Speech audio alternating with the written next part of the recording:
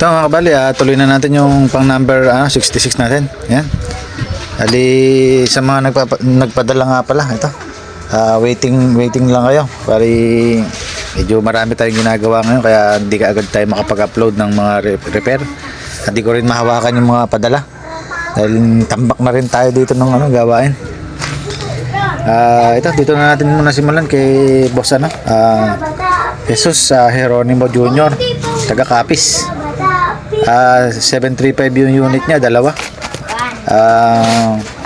Kung na raw bahalang manap ng problema sa loob, bali sabi niya mahina daw. At i-upgrade ko na rin daw kung kung uubra. Bali ang shipping niya 105. Yan, open ko lang yung loob, tingnan natin kung ano yung susa na to, kung anong version, kung anong model.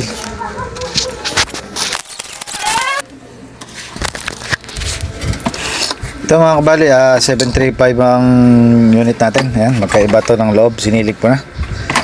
Para makita natin yung loob nito, bubuksan natin. Bago yun, basahin ko muna yung niya.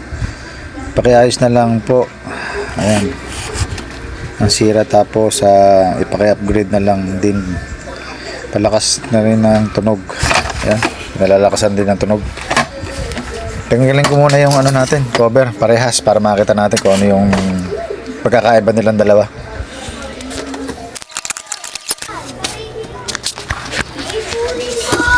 Ito mga kabali, ito yung mga model nila. Sa mga di nakakaalam, ito yung second model ng ating 735. Ito lang siguro kayo makakita ng third model na ganito. Bali may mga upload na rin naman akong ganito. Yung third model, ang haba ng heatsink nya. 735 din yan. Yan, ito yung pangatlo. Ang una natin yung dalawa sync. Yung ganito, dalawa sync dito sa magkabilang gilid. Yun ang unang-una. Sumunod to, saka ito. Yan ang ang Susan 735, tatlong klase. Bali sa susunod na henerasyon, di natin alam kung madadagdagan pa ng 735 yung model nya. Yan, bali pares naman natin gagawin to. Unahin na lang natin to, yung second model. Huli na lang natin tong third. Yan, bali ako na lang daw humanap ng mga sira niyan. Umaandar naman daw yata yung iba niyan. Yan, bali tanggalin ko muna sa housing niya para mas malinis natin ayusin.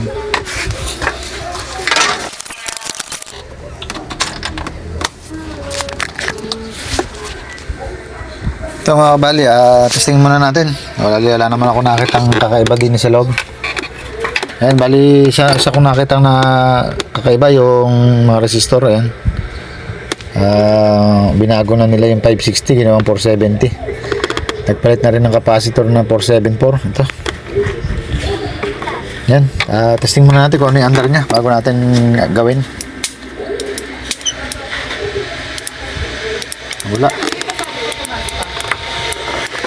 Nawala ng tunog.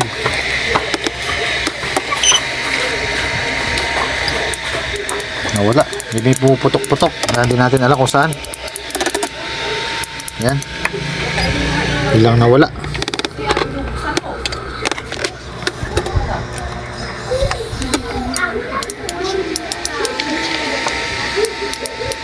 Nawala yung tunog niya. Alisa na natin nakita, nag-umido na yung yung mismong inductor, yung rewind. Baka yung narinig natin pumuputok sa inductor. Hindi pa rin natin sure yun. Yan. Mag-start ako dito sa mga capacitor natin. Tingnan natin kung meron tayong masusukat na ay makukuhang voltage. Lalagyan na lang natin ng output, ilaw. Wala. Yun, meron sa output ng pulsator caps.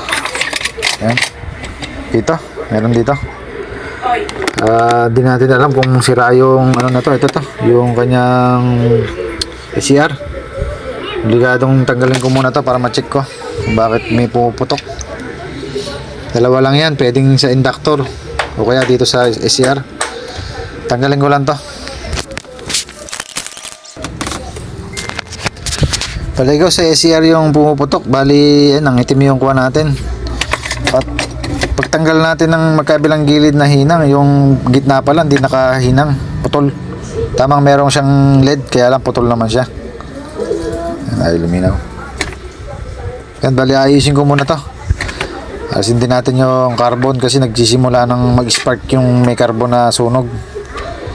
Minsan nagtatawiran yung yung ating lumalabas na ating kuryente pati dito.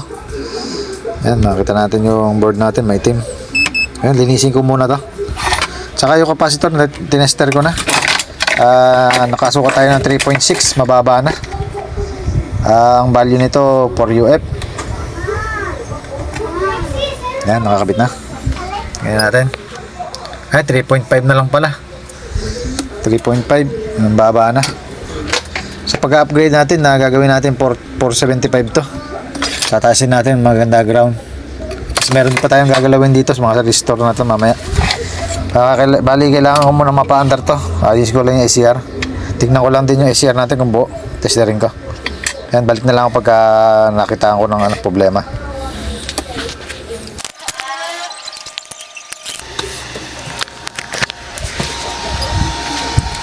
Ito mga kabali, doon nga tayo nagkaroon ng problema sa SCR natin. Bumitaw pala yung gitna. Ayun ang pumuputok pala kanina kaya biglang nawala. Yan, bali ito, maandar na siya. Bali, pakita ko sa inyo, full volume. Bago natin i-upgrade. Ito yung kinakain niya lang sa battery. On ko na. Meron tayo 25. Tapos ang tunog niya, papahina. Mag-start siya ng malakas na tunog. Tapos unti-unti siya lumihina yung tunog. Ganyan yung ganyan may problema yung capacitor, mababa na kasi. Mararamdaman natin yun sa tunog. Malakas, biglang hihina hanggang sa minsan pag akala mo lobat ka na. Pero hindi pala, dahil pala doon sa capacitor, humihina na siya. Yan, bali ang una natin gagawin dito, tumutunog naman na.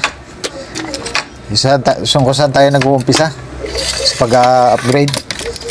Bali dito i-build up pa natin yung inverter side natin sa reverse polarity. Yan, lalagyan ko ng solid wire to. Yan, babalik na lang ako pag nalagyan ko, pakita ko na lang mamaya. Ito mga kabali, pakita lang natin na meron na rin palang na shorted sa natin, MOSFET dati. Nirepair lang to. At nakita natin yung board, dinugtong na lang, hinang lang yung nilagay. Bali mabilis masisira yan pag nag-init yan, puputol ka agad. At saka sa inductor pala, nakita ko sa inyo na umuuga na siya. Yan, obligado natin palitan mamaya ito. Ito nga pala yung ginagamit nating wire na panglagay dun sa pansuporta rito sa inverter side, number 21. Yan, gumagastos din tayo sa natin, pure copper to. Yan, yun ang kinakabit natin para makita ng iba. Babalatan ko to sa isang lalagyan yung linya. Yan, balik na lang ako pagka nalagyan ko. Ito mga kabali, ito na yung nilagay nating mga wire. Ayan, nakakabit na. Tatabunan na lang natin ng ng LED. Dito na nalagyan ko na, natabunan ko na yan dito sa reverse polarity. Ito na lang sa inverter side. Ayan, pinakita ko lang bago ko tabunan para nakita nyo merong nakalagay. Kasi mamaya bubukol lang yan, makinis, wala na yung wire na makikita. Ayan, balik na lang ako pag okay na. Ito mga kabali, ayan, ito nahinang na natin yung ilalim. Ayan, kumapal na siya. Ayan, makapal na siya, pampatibay. At sunod na natin yung ating gagawin. Itong red na to, tatanggalin na rin natin to. Pagdating ng araw, puputol din naman yung loob niyan. At dito na tayo susunod sa may resistor na 470 na nilagay. Papalitan na natin ng ng 430. Iba-bypass natin yung yung mismo trimmer. Totally nakatanggal naman yung trimmer. Bali pa-island na natin ganoon para umayos yung nasa ilalim na hinang. Ito, pa-island ko na lang. Saka yung capacitor, magpapalit na tayo ng 475. Tsaka ito, sasabay ko na rin palitan tong rewind. Yan, yung apat lang ngayon muna gagawin ko. Capacitor, dalawang capacitor, saka resistor. Saka ito, yung inductor. Yan, balik na lang ako pagka napalitan ko na. Ito mga kabali, yan na yung resistor natin. Nakapa-slant na. At saka yung 474 natin capacitor dito. Ayan. Ginampere na natin yan. At yung capacitor, inductor, ayan. At may nilagyan na rin tayong spring. Yung ginagawa nating alambre. Yung sakto sa kanya. Bali yung tinanggal natin dito, mas maluwag siya. Ayan. Gumagalaw-galaw. Yung ginawa natin, hapit-hapit na talaga sa kanya. Ayan. Bilog. Yun, bali testing muna natin kung ano na yung under niya ngayon. Test valve lang muna. Ito. Baka may sumayad. Ayan, okay na. Ito, on ko na. May reaction naman sa ilaw natin. May tunog, isang pitik. Ayan. Direct ko na. Safe na yan. Ito, on ko na. Full volume na. Ayan, full volume na. Tingnan natin ngayon yung kaya niyang amperahe. Ito, on ko na. 60 amp. 57. Stable 57. So 1K lang yan. Lagyan natin ng flip-flop. Okay.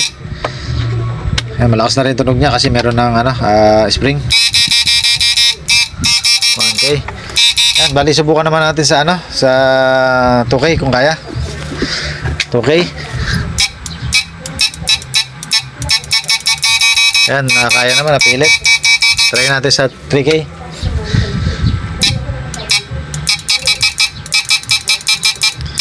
Yan, sa 3K ayaw na. Hanggang 2K lang. Bali may i-adjust pa tayo dito yung 560K. Lagyan lang natin ng na 100K sa Protect yan. Bali adjust din natin para hindi siya humihinto. Yan. Balik na lang ako pagka napalitan ko yung resistor. Ito mga kabali, yan 100K na yung naipalit natin. Bali reset tayo. 1K ulit tayo, testing natin. Malabo. Yan, on ko na. 1K sa 2K. 2K. 3K. Yan, sa 3K napipilit na. Sa 4K. Tingnan natin kung kayang pilitin. Ayaw na. Hindi na kaya sa 4K. Hanggang 3K lang. Pero okay na yun. Adjust naman natin ng konti. Yan. Wala natin 1K. Ayan, wala palang blower. Lagyan natin. Natin kung iikot yung blower. Yan, miikot. Bali lalagyan ko na lang ng langis to. Yung pinaka butas. May butas to dito. Yung tatanggalin yung sticker. Lagyan ko ng langis para mabuhay-buhay yung ikot. Mabilis. Bali dito sa second gen ng Susan. Okay na to. Hanggang dito na lang.